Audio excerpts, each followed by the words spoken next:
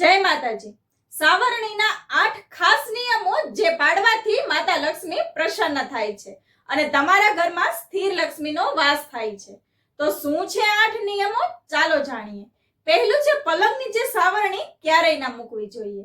બીજું છે શુક્રવાર અને પૂર્ણિમાના દિવસે સાવરણીનું દાન કરવું જોઈએ, માં લક્ષ્મી પ્રસન્ન થાય છે।